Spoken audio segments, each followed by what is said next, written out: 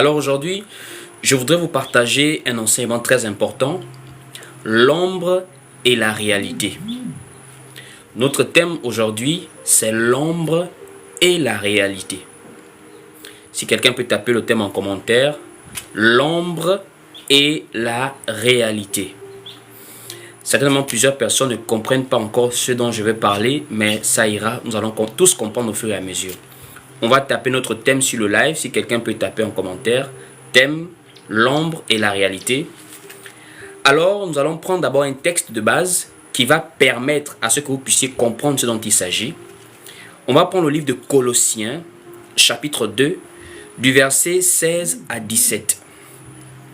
Colossiens, chapitre 2, du verset 16 à 17.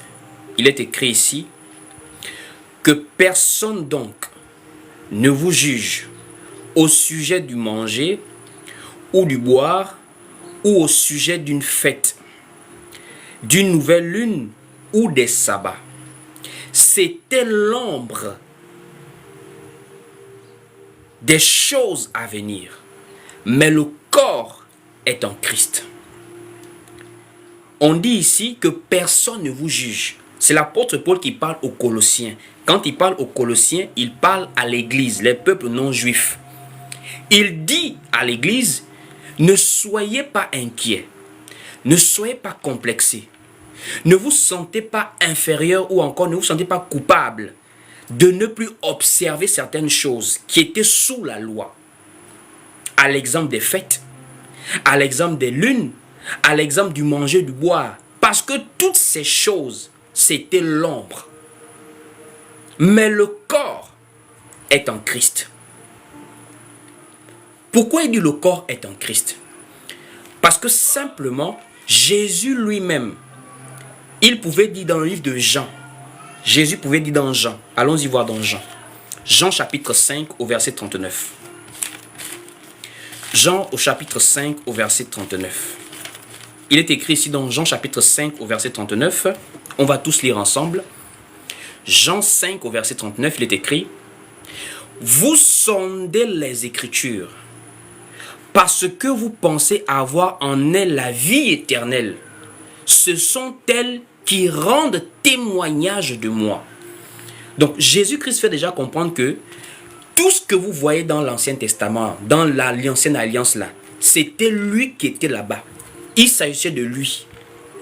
Alors que frères et sœurs, si on part regarder de Genèse à Malachie, il n'y a pas un endroit où c'est écrit Jésus. Il n'y a pas un endroit. Mais Jésus va dire que vous, en lisant les Écritures, vous ne réalisez pas en réalité que c'est moi dont il est question dans les Écritures. Voici pourquoi Hébreu dit, il est question de moi dans le rouleau du livre. De Genèse à Malachie, on parle que de Jésus. On parle de Jésus-Christ. C'est lui le mystère caché de tout temps. Mais il était voilé dans l'ombre. Il était voilé dans l'ancienne alliance. On parlait de lui sans le nommer clairement que son nom c'est Jésus. Quand Deutéronome parle par exemple que Dieu vous suscitera un prophète comme moi, il parle de Jésus. Ça s'accomplit par rapport à Jean chapitre 1er au verset 17.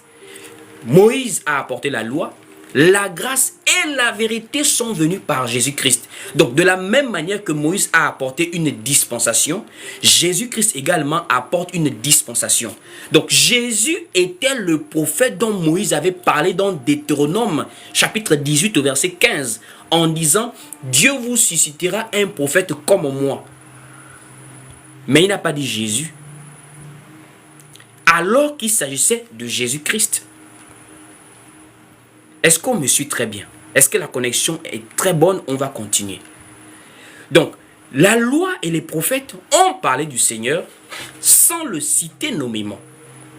Quand Daniel dit par exemple, un ou un sera retranché et il n'aura pas de successeur. Vous pensez que Daniel parle de qui?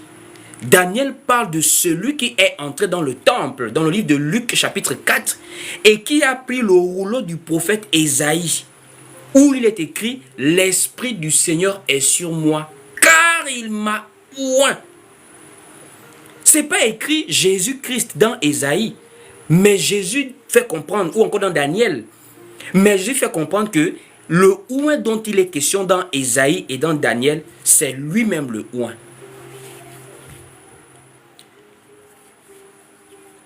Donc c'est une manière de faire comprendre à quelqu'un que depuis sous la loi, on parle de Jésus. Mais ce n'est pas clairement écrit Jésus-Christ.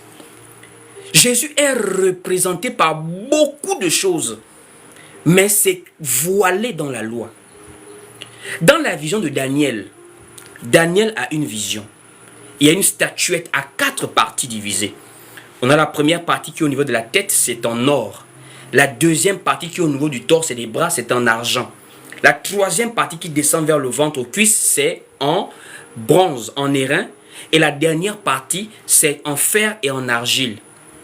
Mais il y a quelque chose qui détruit cette statuette-là. C'est une pierre qui est détachée sans le secours d'une main, qui tombe sur la pierre par le bas et toute la statuette s'écroule. Cette pierre-là venait d'où? Cette pierre représente Christ, qui représente aussi son royaume qui va établir, qui est le dernier royaume, le royaume éternel. Jésus-Christ était tellement représenté. Alors, beaucoup de gens aujourd'hui, le problème c'est que ces personnes confondent la Bible en tant qu'écriture et la parole de Dieu en tant que révélation. Voici pourquoi ce thème est tellement important pour vous. Ça vous permet de faire la différence entre Bible, écriture et parole de Dieu, révélation. L'écriture là, ça ne sauve pas. Au contraire, l'apôtre Paul pouvait dire la lettre tue. Comment l'apôtre Paul peut-il dire la lettre tue alors que nous lisons cette Bible-là presque tous les jours pour certains? Non, c'est une question qu'il faut se poser. L'apôtre Paul, l'un, sinon le plus grand missionnaire après le Seigneur de tout le Nouveau Testament, là, c'est l'apôtre Paul. Et l'apôtre Paul nous fait comprendre que la lettre tue. Mais pourtant, nous lisons cette lettre-là. Parce qu'il y a une différence entre la Bible et la parole de Dieu, frère. La parole de Dieu, c'est la révélation de la pensée, du message qui est caché dans l'écriture. Tu peux lire, mais sans comprendre. Voici même pourquoi le Seigneur, quand il parlait à la foule, il parlait en parabole. Mais aux apôtres, il révélait l'explication des paraboles. La Bible est comme une grande parabole que beaucoup de gens ne comprennent pas. Mais c'est ceux à qui Dieu donne la révélation de comprendre, qui comprennent cette parabole. On a l'exemple de l'unique Éthiopien qui lisait. Il était diplomate, s'il vous plaît, représentant d'une reine. Donc ce n'était pas quelqu'un qui ne réfléchissait pas, qui n'avait pas un sens de l'analyse, puisqu'il venait représenter tout un royaume. Ça veut dire qu'il avait un niveau d'instruction, un niveau de compréhension et d'analyse. Mais l'affaire de la parole de Dieu, ce n'est pas une affaire de lecture intellectuelle, d'analyse. C'est une affaire de révélation, de compréhension par la grâce de Dieu. Et c'est notre grand problème aujourd'hui dans ces derniers temps. Plusieurs personnes n'arrivent pas à faire la différence entre l'ombre et la réalité. Entre les Écritures et la parole de Dieu. Beaucoup ont des Bibles dans leur maison. Beaucoup lisent la Bible en assemblée. Plusieurs personnes, prédicateurs, prennent les Écritures et enseignent des choses, mais qui n'ont rien à voir avec la parole de Dieu. Parce que la parole de Dieu se révèle. La parole de Dieu ne se lit pas comme ça avec le français, avec l'anglais, avec nos yeux physiques. La parole de Dieu se révèle parce qu'il s'agit de notre intelligence qui est ouverte à comprendre les mystères de Dieu. Maintenant, on va aller de plus en plus dans quelques détails, frères et sœurs.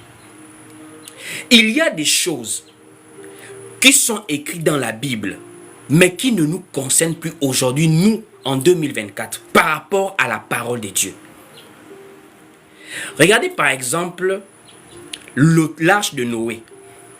L'arche est dans la Bible, alors que l'arche n'a pas sauvé 2 fois.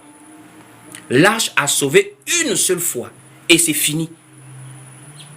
Au jour d'aujourd'hui, tu conçus encore l'arche, ça ne sert à rien. Voici pourquoi vous allez remarquer dans le livre de Luc chapitre 17, quand Jésus-Christ parle du salut au temps de Noé, c'est totalement différent du salut au temps de Lot. Pourquoi? Le temps de Noé, c'est écrit que Noé a conçu l'arche. Mais au temps de Lot, si Lot s'était arrêté à Noé a conçu l'arche, je vais encore construire l'arche, l'arche allait se brûler à Sodome et Gomorrhe. Si Lot avait dit, comme c'est l'arche que Noé a construit pour être sauvé, je vais encore faire la même chose. Lot allait mourir dans l'arche à Sodome et Gomorrhe. Parce que le feu allait brûler l'arche. Ça veut dire quoi? Il y a des choses que Dieu a pu dire à une époque pour ce peuple-là à cette époque qui ne nous concerne plus nous aujourd'hui. Pour savoir ce qui nous concerne, il faut maintenant avoir la révélation du message de Dieu pour notre époque aujourd'hui. Voici pourquoi au temps de Lot, le salut n'a pas été le même qu'au temps de Noé. Au temps de Noé, il fallait construire une arche et entrer dans l'arche. Par rapport au danger de cette époque, c'était le déluge, les eaux. Il n'y avait que l'arche qui pouvait chevaucher sur les eaux. Mais au temps de Lot, ce n'était plus la même chose. Au temps de Lot, il s'agissait maintenant de sortir. Au temps de Noé, il faut entrer dans l'arche. Au temps de Lot, il faut sortir des villes de Sodome et Gomorrhe. C'est pour dire qu'il y a plusieurs exemples comme ça, qu'il y a des gens qui pratiquent encore des choses aujourd'hui, mais en réalité, ce n'est pas la parole de Dieu. Les gens sont restés bloqués sur l'écriture, sans compréhension. Regardez par exemple le serpent d'airain. Vous connaissez l'histoire du serpent d'airain? Le serpent que Moïse, Dieu avait demandé à Moïse de faire pour pouvoir guérir le peuple d'Israël qui était piqué par des serpents brûlants. C'est Dieu, c'est Dieu qui a dit à Moïse de faire ce serpent-là. C'est Dieu. Ce n'est pas Moïse même qui a eu l'imagination. C'est Dieu qui dit à Moïse, fais-toi un serpent brûlant, un serpent d'airain. Quiconque regardera ce serpent-là sera guéri. Et on va aller lire ça ensemble dans le livre de Nombres au chapitre 21. On va aller tous aller lire ensemble le livre de Nombres. Voilà. Au chapitre 21. On va lire Nombres chapitre 21 à partir du verset 6. Nombres chapitre 21 à partir du verset 6. On va voir comment l'affaire du serpent brûlant est arrivée. Et comment Dieu lui-même a donné la solution à cette affaire-là. Nombres chapitre 21 au verset 6, il est écrit ici. Alors l'Éternel envoya contre le peuple des serpents brûlants. Ils mordirent le peuple et il mourut beaucoup de gens en Israël. Donc Dieu envoie des serpents brûlants qui se mettent à mordre le peuple et beaucoup de personnes sont mortes en Israël. Au verset 7, le peuple vint à Moïse et dit, nous avons péché, car nous avons parlé contre l'Éternel et contre toi. Prie l'Éternel afin qu'il nous éloigne, afin qu'il éloigne de nous ces serpents. Moïse pria pour le peuple. Écoutez au verset 9. Écoutez plutôt au verset 8. Au verset 8, on dit ici, l'Éternel dit à Moïse, l'Éternel dit à Moïse, fais-toi un serpent brûlant et place-le sur la perche, sur une perche.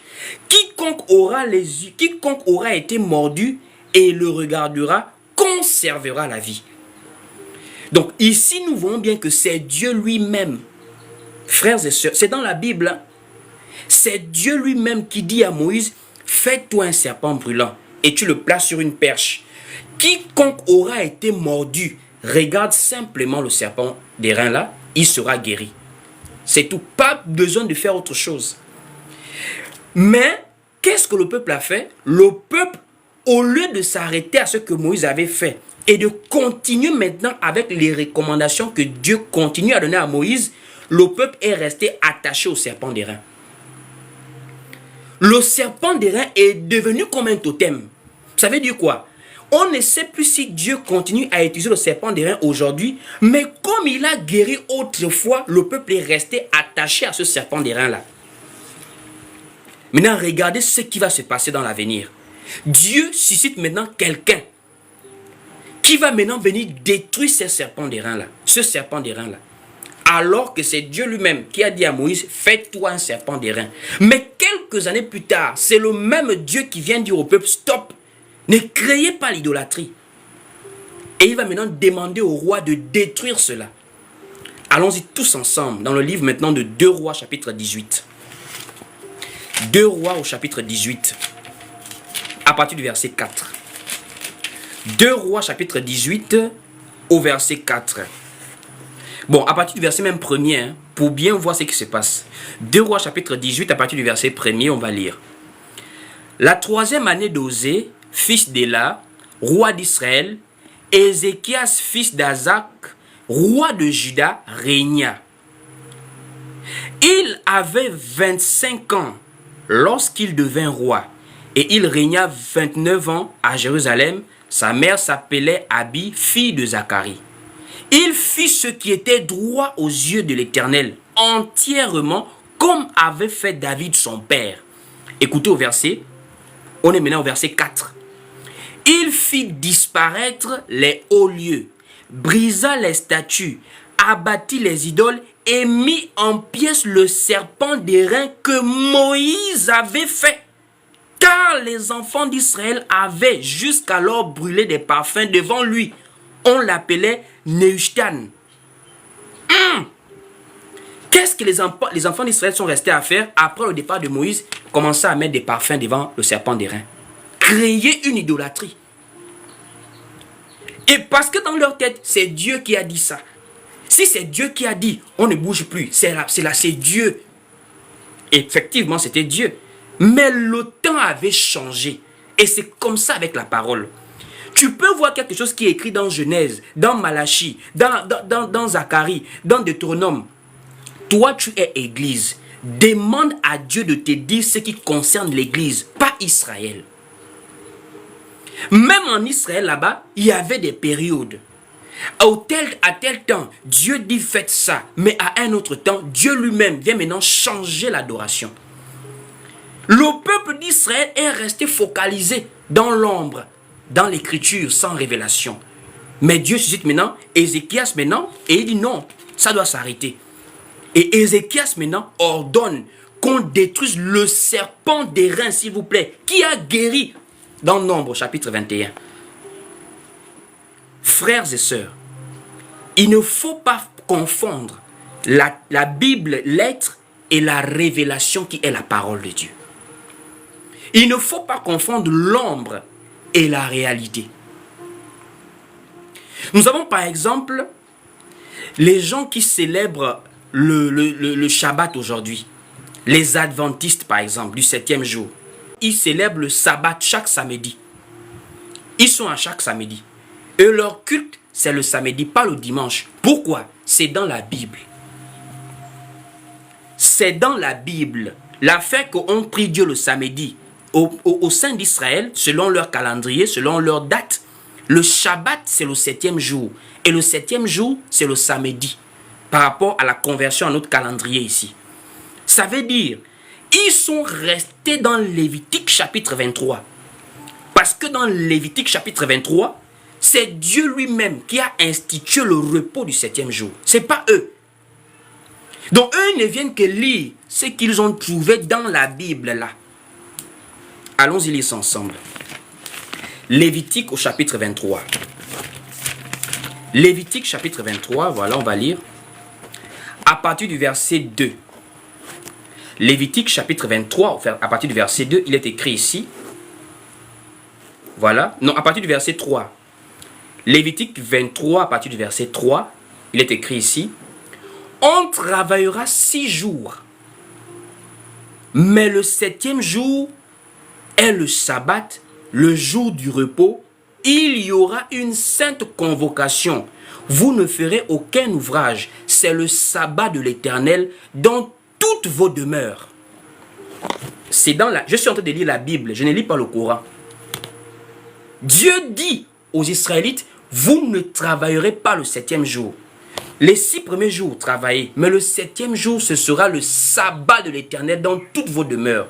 vous vous reposez. Vous allez répondre à la sainte convocation. Mais ce même sabbat-là, le livre des Hébreux nous révèle maintenant que, attention, il ne s'agit plus aujourd'hui d'un sabbat physique. Il s'agit maintenant aujourd'hui du repos éternel. Mais il y a des gens qui sont restés dans le sabbat physique, alors que nous, en Christ, nous ne sommes pas dans les choses physiques. Notre vie, notre temple, notre maison est spirituelle. L'église n'est pas une maison physique, l'église est une maison spirituelle. Notre salut n'est pas par des œuvres physiques, notre salut a été par le sacrifice de Christ à la croix. Donc notre repos aussi n'est pas un repos physique, notre repos est un repos éternel avec Dieu. C'était la préfiguration de cela qui était fait dans le livre de Lévitique. Mais eux, ils sont restés là-bas avec ça. Allons-y lire Hébreux. Hébreux chapitre 4, pour comprendre ce que je dis. Hébreux chapitre 4.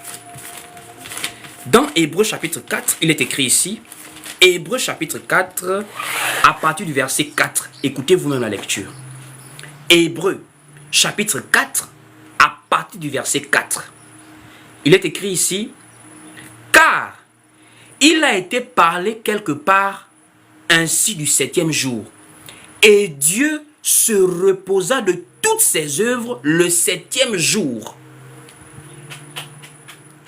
Et Dieu se reposait de toutes ses œuvres le 7e jour. Mais continuons maintenant. On dit ici, au verset 5, et ici encore, ils n'entreront pas dans mon repos. Or, puisqu'il est encore réservé à quelques-uns d'y entrer, et que ceux à qui d'abord la promesse a été faite n'y sont pas entrés à cause de leur désobéissance, Dieu fixe de nouveau un jour aujourd'hui en disant dans David, si longtemps après, comme il est dit plus haut, aujourd'hui si vous entendez sa voix, n'endurcissez pas vos cœurs. Car si Josué leur eût donné le repos, il ne parlerait pas après cela d'un autre jour. Il y a donc aussi un repos, de sabbat réservé au peuple de Dieu. Car celui qui entre dans le repos de Dieu se repose de ses œuvres, comme Dieu s'est reposé des siennes. Or, le repos de nos œuvres-là, ce n'est pas sur la terre. On ne se repose pas, nous, sur la terre ici, là. Le repos, là, c'est après la mort. Quand nous allons partir vers Dieu. C'est ce qu'Apocalypse nous dit. Apocalypse dit, voici les bienheureux qui se reposent de leurs œuvres, ceux qui sont morts dans le Seigneur. Alors que les Juifs, ils se reposaient le 7e jour. Mais nous, on ne se repose pas sur la terre. Toute notre vie en Christ est une vie de combat. L'apôtre Paul, quand il a dit « j'ai combattu le bon combat », il était déjà en train de partir. Paul partait déjà vers le vrai repos. Même Lazare, dans la parabole de Lazare et de l'homme riche, on dit Lazare s'est reposé déjà au sein d'Abraham. Avec toute la souffrance qu'il a vécue sur la terre, quand il est mort là, il est parti se reposer au sein d'Abraham. Donc le véritable repos, ce n'est pas le repos du samedi, c'est le repos éternel avec Dieu. Voici pourquoi à l'église primitive, il n'y avait pas de sabbat là-bas, que non, on se réunit le sabbat. Les disciples du premier siècle se reposaient chaque jour. Ils se réunissaient plutôt chaque jour. Il n'y avait pas un jour pour dire non, nous c'est le sabbat. C'était chaque jour, ils se réunissaient. Et on peut lire ça ensemble. Actes chapitre 2. On va maintenant voir l'église primitive. Est-ce que eux là, pour se réunir, c'était seulement le sabbat? Non. C'était chaque jour. Ça veut dire s'il y a du temps le lundi, le mardi, le mercredi, on est dedans là. Peu importe le jour, si nous sommes disponibles, on se réunit. Il n'y avait pas un jour spécial pour se réunir. Allons-y voir Actes chapitre 2. Actes au chapitre 2, on va lire. Actes des apôtres, voilà. Au chapitre 2, nous sommes ici au verset 46. Actes chapitre 2, verset 46, il est écrit ici. Ils étaient chaque jour, tous ensemble, assidus au temple. Chaque jour. Mais les adventistes, eux, c'est seulement le samedi.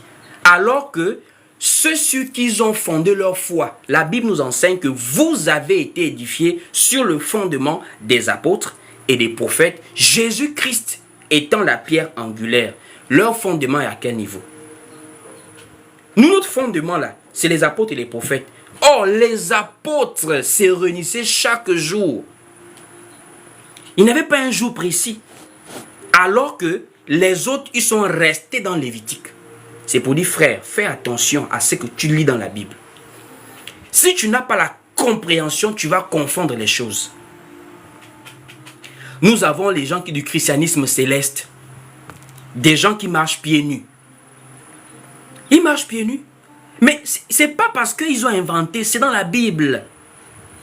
Ils marchent pieds nus, pourquoi? Moïse, quand il rencontre Dieu, Dieu lui dit, ôte tes souliers, car le lieu sur lequel tu es saint. C'est un lieu béni, c'est saint. Il ne faut pas marcher là avec les chaussures. Mais ce n'est pas au Gabon que Moïse a rencontré Dieu. Ce n'est pas en Côte d'Ivoire. Mais vous voyez des gens qui n'ont même plus la notion de la géographie. Je dis géographie, c'est une matière qu'on fait à l'école. La carte du monde, tu regardes, Moïse était où? Moi, je suis où? Moïse a dit, Dieu avait dit à Moïse, la terre sur laquelle tu es, là. C'est là où tu es là. Tu enlèves tes souliers. Ils ont confondu la géographie. Pourquoi? La lettre. Ils ont seulement vu ôte tes souliers. Et c'est ce qui fait que toute une doctrine est née, marchant pieds nus. Parce que c'est dans la Bible. Alors que nous avons l'exemple de l'apôtre Pierre. L'apôtre Pierre, c'est lui que Jésus a donné la clé. L'apôtre Pierre, l'ancien de Jérusalem. L'apôtre Pierre était en prison. L'ange vient le délivrer. Quand l'ange vient le délivrer, l'ange dit, prends tes souliers, prends tes sandales. Dieu dit à Moïse, ôte tes souliers, mais l'ange vient maintenant dire à Pierre, prends ça, il faut porter. Est-ce que ça veut dire que Dieu et l'ange se contredisent? Non, ce sont les hommes qui comprennent mal que la dispensation a changé. Quelque chose a pu être écrit dans la Bible à une époque, mais ça ne te concerne pas toi. Et ce qui est bizarre, c'est que les gens ne réalisent pas ça. Ils prennent tout dans la Bible, n'importe comment, sans comprendre, ils mettent ça en pratique. Allons-y voir où l'ange a dit à Pierre, prends tes sandales. Allons-y voir ça. Actes chapitre 12. Actes au chapitre 12, voilà, à partir du verset 7. Voilà. Bon, à partir même du verset 6, on va lire. Actes chapitre 12, du verset 6 au verset 8, on va lire. Il est écrit ici dans Actes chapitre 12, du verset 6 au verset 8. La nuit qui précédait le jour où Hérode allait le faire comparaître, Pierre, lié de 2 chaînes, dormait entre 2 soldats. Et des sentinelles devant la porte gardaient la prison. Et voici un ange du Seigneur survint, et la lumière brilla dans la prison. L'ange réveilla Pierre en le frappant au côté et en disant, lève-toi promptement. Les chaînes tombèrent de ses mains. Et l'ange lui dit, mets ta ceinture et tes sandales. L'ange dit à Pierre, mets la ceinture, habille la ceinture, mais mets aussi les sandales, mets tes chaussures. L'apôtre à qui Jésus donne la clé du royaume, l'apôtre Pierre, l'une des colonnes de l'église primitive, l'ancien, il te montre l'exemple que mets les chaussures. C'est l'ange qui dit de mettre les chaussures. Toi en 2024, tu ne mets pas les chaussures, tu marches pieds nus parce que tu lis ça dans la Bible. Attention avec l'ombre et la réalité. Les gens confondent tellement les Écritures avec la parole de Dieu. Il y a des choses qui sont écrites dans la Bible, ça ne te concerne pas. Ça ne te concerne pas. Même la célébration de la Pâque. Les gens célèbrent la Pâque d'une manière tellement religieuse de nos jours. Alors qu'en réalité, la Pâque, c'est quoi? La Pâque est un repas que nous célébrons. C'est un repas que nous célébrons, qui était juste avant la crucifixion du Seigneur. Et nous faisons ça en mémoire du Seigneur. Pourquoi? Parce qu'en réalité, la Pâque est la nourriture que nous consommons par rapport à la délivrance. Cela vient du livre de Exode. Avant que le peuple d'Israël ne soit délivré par la main puissante de Dieu qui était Moïse, ils ont d'abord mangé la Pâque, leur dernier repas. Et quand ils consomment la Pâque là, Dieu les délivre. C'est la même chose que quand les apôtres ont d'abord mangé le dernier repas avant que Christ ne parte à la croix. Parce que c'était là-bas qu'il est parti accorder la rédemption de nos péchés. Il nous a redonné la vie éternelle à la croix là-bas. Donc quand nous consommons la Pâque, ça veut dire nous consommons la parole de Dieu. La Pâque est un repas.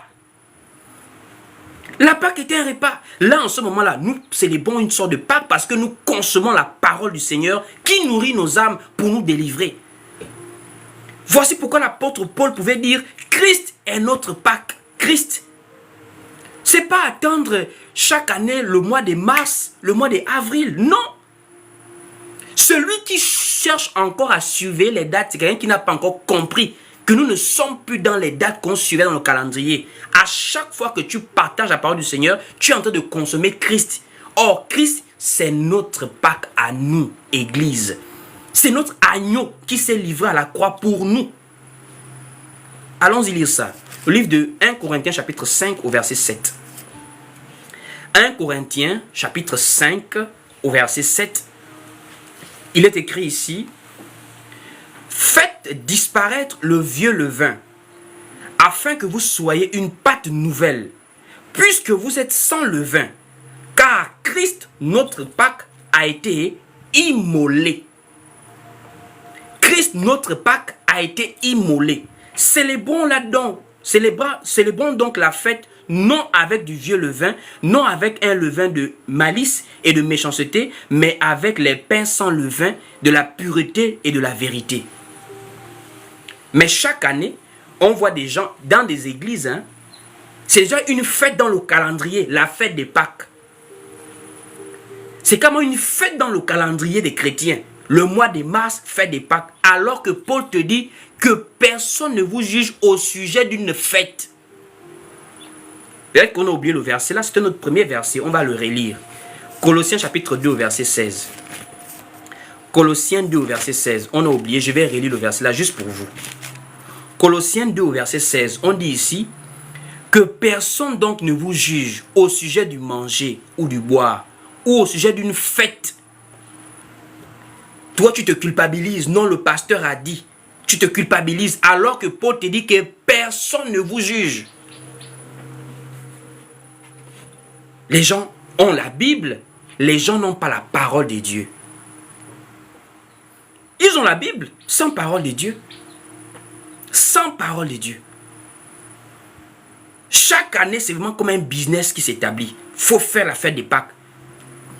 Et vous partez célébrer la Pâque au mois d'avril-mars. Or, le mois d'avril-mars, c'est notre 3e, 4e mois, je crois. Mois de mars, 4e mois, mois de mars, 3e mois, mois d'avril, 4e mois. Or, la Pâque juive était célébrée le 1er mois, le 14e jour du mois, entre les deux soirs. Entre les deux soirs. Tu connais ce qu'on appelle entre les deux soirs, le mot entre les deux soirs là. Va demander au pasteur qui t'enseigne chaque dimanche que pasteur, je voudrais savoir, entre les deux soirs là, ça signifie quoi? Tu ne peux pas aller faire des choses que tu ne maîtrises pas. Dans Lévitique, on dit, le 1er mois, le 14e jour du mois, entre les deux soirs, va célébrer ta Pâque là-bas. Donc, tu ne peux même pas faire ce que tu ne maîtrises pas. Voici pourquoi nous là, le Seigneur nous a épargné toutes ces difficultés-là. Toutes ces difficultés, le Seigneur nous a épargné de ça. Crois seulement au Seigneur, persévère dans la sainte doctrine, ça va. Mais des gens veulent retourner dans ce qui a fait souffrir les Juifs. Les Juifs souffraient de ces histoires de Pâques, faire des pains sans levain, faire des tabernacles. Ils ont souffert avec ça. Toi, tu veux aller retourner dans la souffrance des Juifs. Alors que le Seigneur a dit, venez à moi, vous tous qui êtes fatigués et chargés, je vous donnerai du repos. Le repos veut dire quoi? Tu n'as plus à souffrir dans toutes ces choses-là. Observer le calendrier, les lunes, les fêtes. Crois seulement au Seigneur. Mais les gens, ils aiment la souffrance. Voici pourquoi tu vois dans les églises, on ne peut plus prier pour quelqu'un comme ça là. Je prie pour toi. Il faut forcément toucher la personne. Il faut faire tomber la personne. Si tu n'as pas fait tomber la personne, elle-même ne se sent pas délivrée, quoi. Il y a des gens comme ça. Même à distance, des gens ne croient pas aux prières. Parce que dans le mental, les gens aiment la souffrance. Quelqu'un veut tomber. Mais comme tu pries pour à distance sans que ça n'agit pas, je vais aller chez le pasteur au quartier. Même s'il est faux, moi il va me toucher, je vais tomber. Frère, sœur, c'est le nom de Jésus qui fait trembler les démons. C'est pas toucher de tomber, tomber. Le nom de Jésus suffit, même à distance. Le centenier romain a dit, tu n'es pas obligé de venir chez moi. Un mot de ta part, mon serviteur sera guéri. Un mot, même à distance. Voici pourquoi Jésus a été impacté par la foi. Il a dit non, je n'ai pas encore vu une foi comme ça. Donc tu crois que même à distance, ma prière peut agir, ma parole peut agir? Il a dit oui, je crois. Et son serviteur a été guéri. Mais toi, tu veux tomber, tomber. Tu veux tomber, tu veux l'huile. Tu veux qu'on te verse l'huile au corps. Sans huile, tu ne sens pas que c'est une délivrance.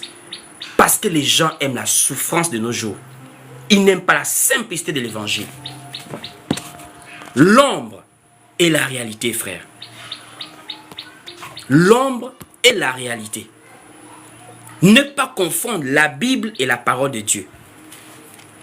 Même quand on parle des dîmes, c'est la même chose. La dîme est dans la Bible. La dîme ou encore les dîmes sont dans la Bible. Mais est-ce que c'est parce que c'est dans la Bible que ça te concerne toi? Est-ce que parce que les dîmes sont dans la Bible que ça te concerne toi? Frère, ce qui s'est passé au temps de Noé ne concernait pas Lot. Ce qui s'est passé dans le livre de Nombre avec le serpent des reins ne concernait plus le temps d'Ézéchias. Ce qui s'est passé dans Lévitique, les fêtes là, ne nous concerne plus. C'est pareil pour les dîmes. Quand on parle dans Malachie, allez-y regarder le premier verset de Malachie.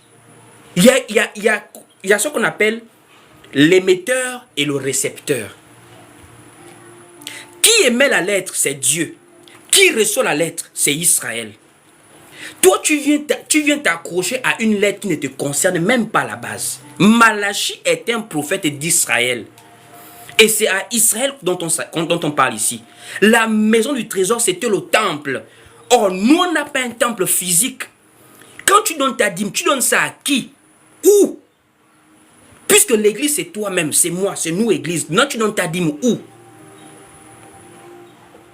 Les dîmes étaient plusieurs dîmes.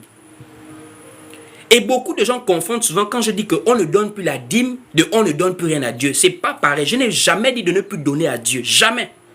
C'est de la mauvaise foi que de mal interpréter mes propos. Dans l'église de Dieu, on donne, on soutient la mission. Un vrai chrétien, un vrai enfant de Dieu donne naturellement à Dieu. Mais pas la dîme. Parce que si tu reprends la dîme, tu vas encore te condamner sous la loi de Moïse. Parce que dans la loi de Moïse, on ne choisissait pas, on faisait tout ou rien.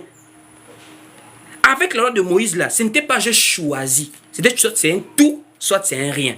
Voici pourquoi Paul a dit aux Galates.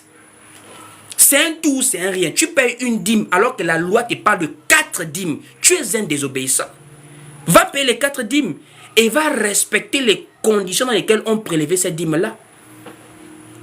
Tu ne peux pas choisir que non, moi, la dîme n'est pas forcée. Les gens qui me disent maintenant ça, non, nous, chez nous, on paye la dîme, mais ce n'est pas forcé. Ça montre déjà à quel point vous êtes faux.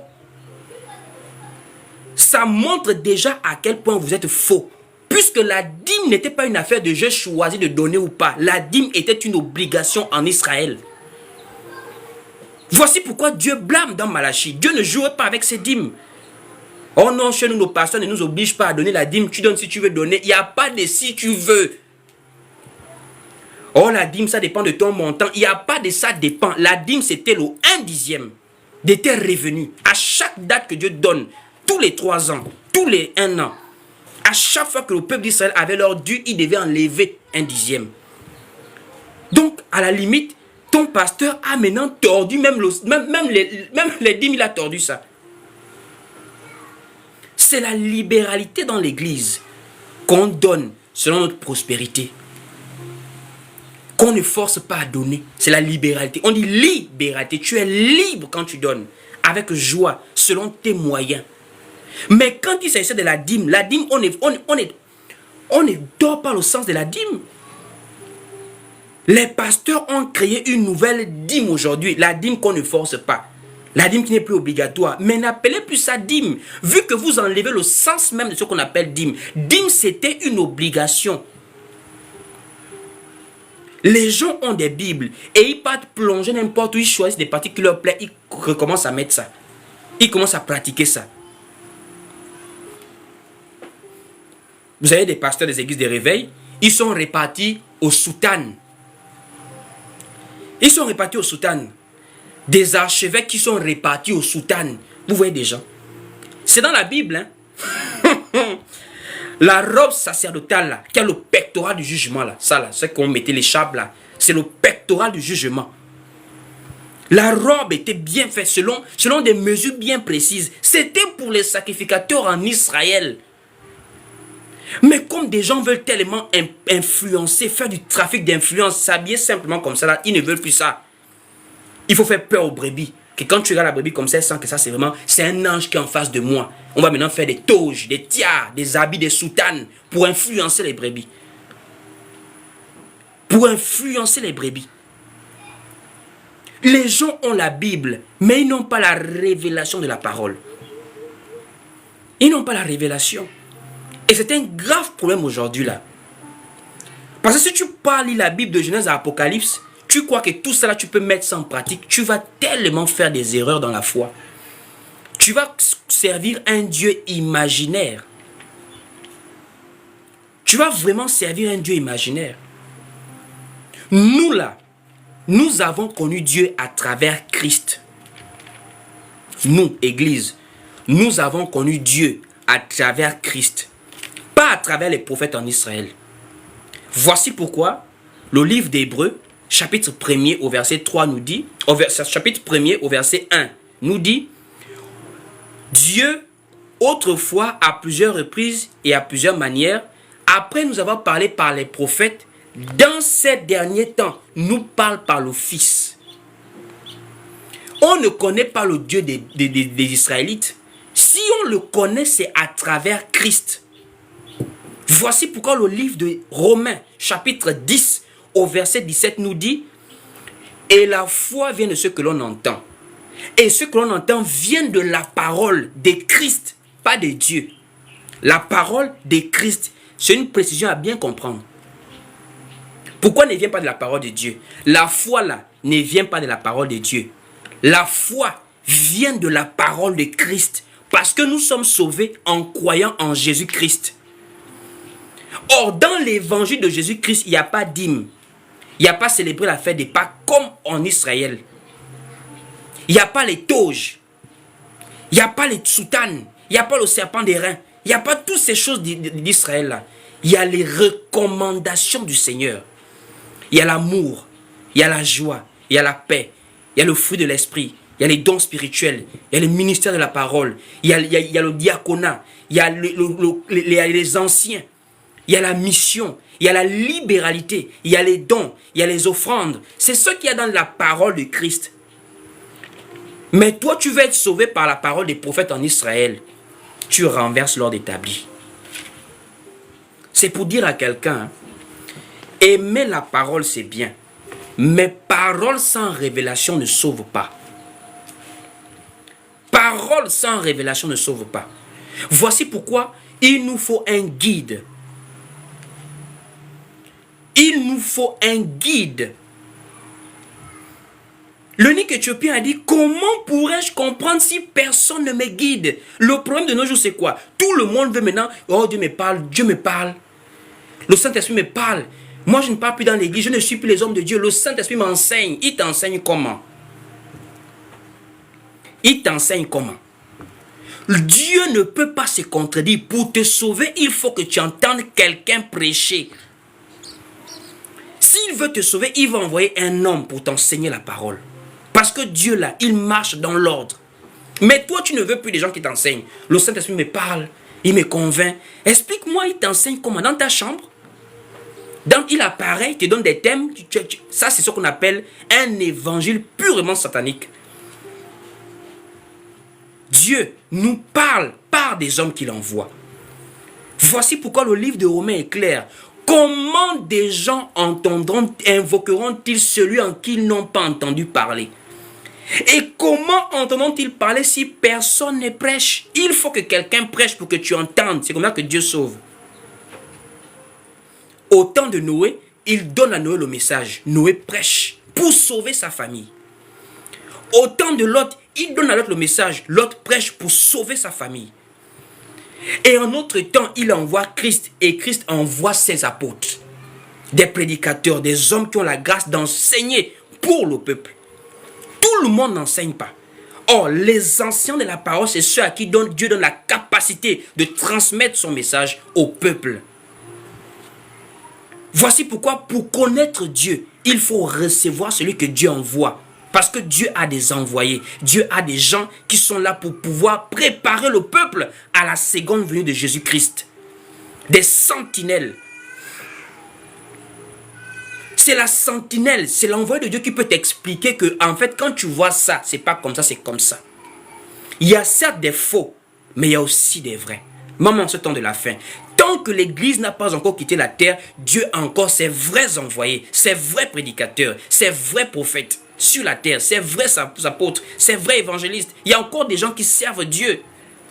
Ils sont très peu, c'est vrai, mais ils sont encore sur la terre. Parce que ce sont eux qui préparent l'Église à la seconde venue.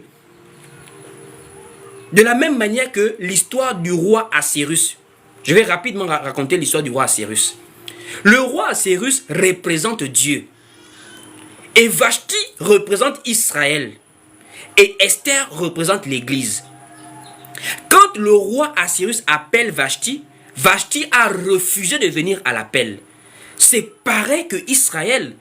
Quand Dieu vient en Jésus-Christ, il vient normalement pour Israël.